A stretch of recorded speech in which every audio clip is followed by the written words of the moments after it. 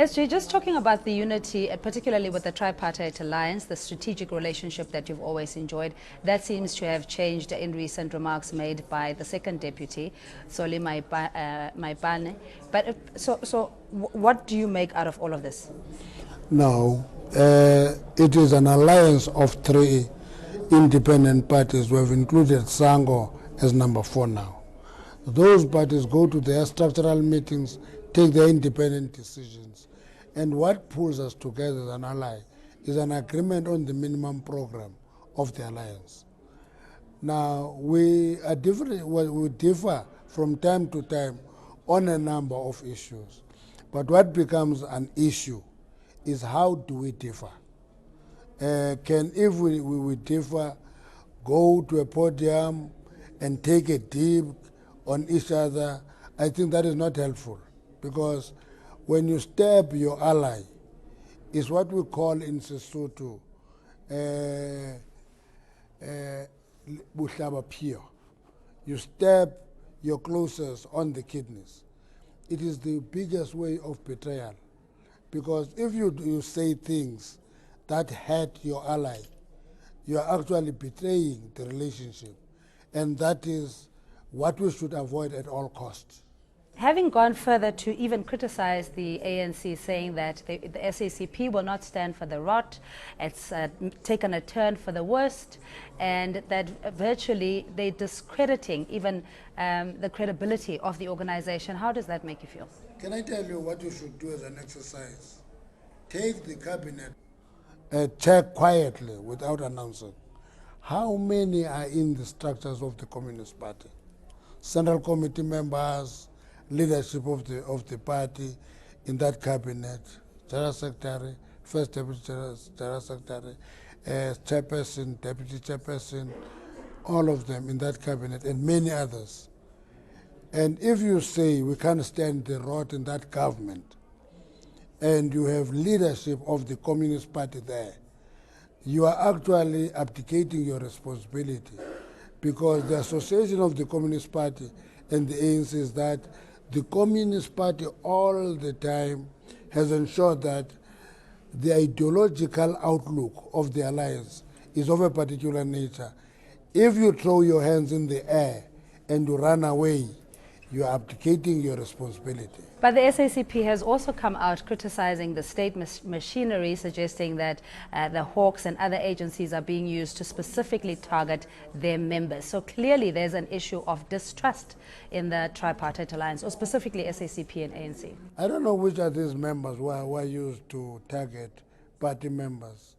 Quite a number of people feel that state agency are on the higher case. I can feel like that. There was a big story from the party about Praveen, and there was a story about many others. Now, once they say we're being targeted as the Communist Party, it's something that we will have to deal with in the bilateral with the party, which we're organizing for Monday, by the way, so that we can sort those things out, because exaggerating your victimhood doesn't contribute to working for unity and actually rebuilding that unity and dealing with the problems. Because when we meet in a bilateral, it will be a perpetrator versus a victim. And that means that relationship is unequal. But if we say there are problems, which we say so as well as the ANC, and say we need to pay attention to these issues, that is what we should do. That's why the debate about state capture, for example, we raised it in the ANC because we're concerned. And it was elaborated by various formations and analysts. Happy with that, because it helped us avoiding drifting into chaos. But again, the criticism is that it was a whitewash, and that there should be a judicial commission within the estate capture issue. I hope the party can appoint that Judicial Commission of Inquiry, because when it talks like that, it gives the ANC power that doesn't have. The ANC doesn't appoint Judicial Commissions of Inquiry. The ANC is a party. It can deal with certain things up to a point.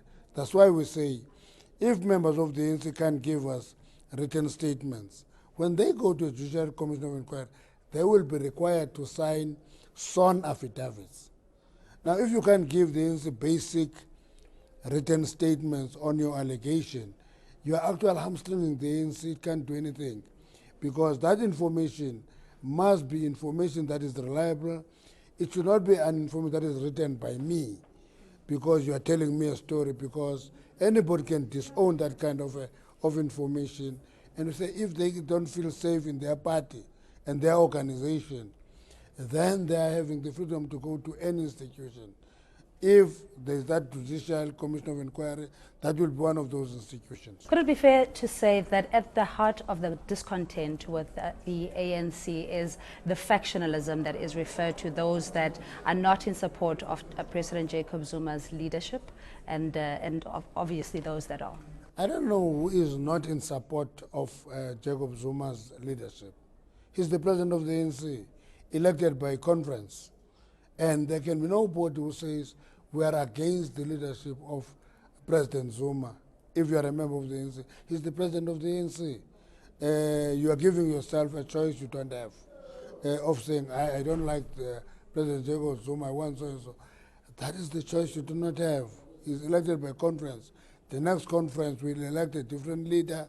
Then you can have an opportunity to say, I don't like that leadership. But at this point in time, you don't have that choice. He's the president of the ANC. And if people think that there are factions that are based on that, it means there are no factions in the ANC. Factions are about something else. They are more about positioning themselves for the future, not about President Zuma. Anybody who uses the name of President Zuma for factionalism is just playing to the gallery, because every faction will be having their eyes across the river on the mountain for the next elective conference. That's how factions work. They mutate, they're divisive, they are vindictive, and factions all the time talk about names, and they're very selfish.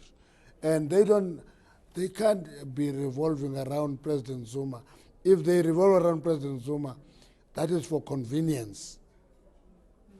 But it's specifically more about the relationship that President Zuma has, or the alleged relationship with the Gupta family, where the SACP has come out that this is it's not a good reflection on the party, rather. When we met the Gupta family and Oak Bay delegation, we told them a few things. We said, it is not our baby who that family does business with, who they partner with, who their friend is. We will only have a problem if that proximity to leadership of the ANC begin to tamper with the workings of the ANC and of the government. That is the only issue that will limit our consent to. Who they have a friendship with, who their family friend is, who their business partner is not our business. Talking of the Oak Bay investment and the saga around that, what is the ANC's blueprint regarding the decentralization of power when it comes to the monetary policy, particularly the banks, and also the toothless existence of the Reserve Bank, considering that it is also in private hands? What is your blueprint regarding changing or transforming the financial sector? I don't know how toothless is the Reserve Bank. Actually, it's a very powerful institution. It's a regulator. The Reserve Bank can instruct a bank to close your account and my account, and the bank will have no obligation to tell us that it has been instructed by the Reserve Bank. The Reserve Bank can issue any instruction. It can check the movement of money. It has access to all the banks. If you have accounts in 5 banks, the Reserve Bank will have access to all your accounts. Now, I don't know how toothless that is, but what is important about this case of Oak Bay, that there are 4 things that we should look into. One, the apparent collusion among banks. That suspicion will not disappear until there is information about absence thereof.